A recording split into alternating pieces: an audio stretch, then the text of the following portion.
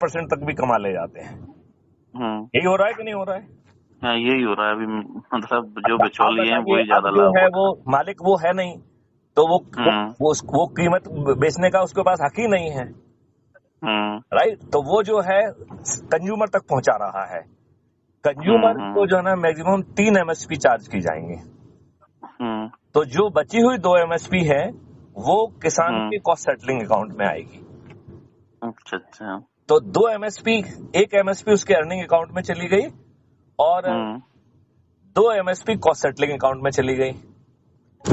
जो आपने उसके खेत पे काम किया, चाहे वो गौशाला का गाय का हो, जीवा अमृत, घन अमृत, ये सब जो है ना सब चीजें बनी, राइट?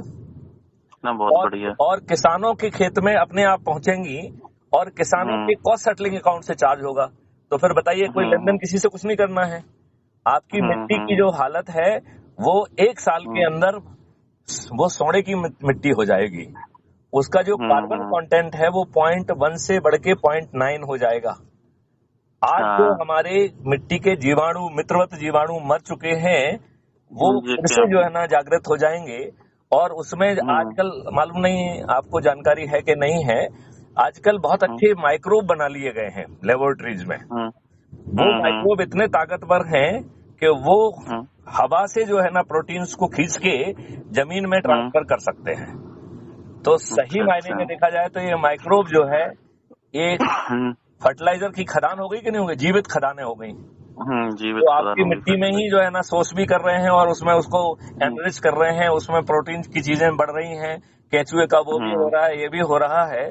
तो जो आप बहुत ज्यादा पैसा खर्च करके पैदा कर पा रहे हैं उससे ज्यादा पैदा होगा, और जो थोड़ा बहुत खर्च होगा वो आपके कॉस्ट सेटलिंग अकाउंट में जा रहा है। तो आपको चिंता करने की जरूरत नहीं है।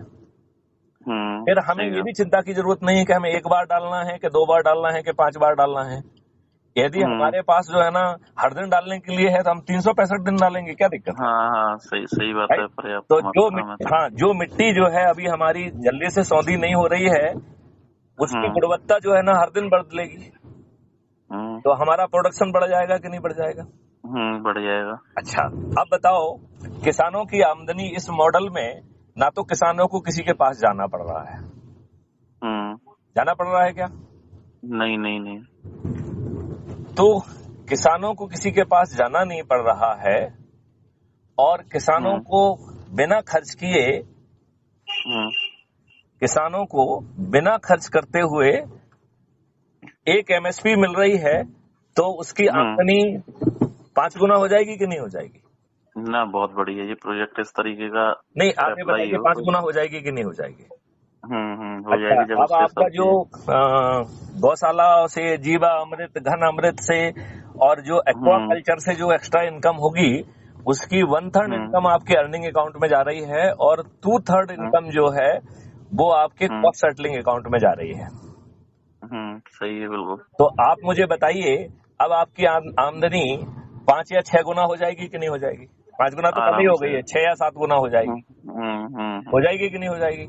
आराम से हो जाएगी। अच्छा, अब इसमें आप कहेंगे साहब होगा कैसे? तो मैं ये कह रहा हूँ कि किसान भाई जो भी कहना चाहते हो इसी बात में का जो है ना कह के वो वहाँ कंक्लूड करके घर चले जाएं, राइट? उन्हें एक 9 दिन का साधारण उपाय करना है, बस उसके अलावा कुछ नहीं करना है, जिसमें ना तो उन्हें डेमोन्स्ट्रेशन करना होगा, ना उन्हें चक्का जाम करना है, ना उन्हें किसी को ज्ञापन देना है।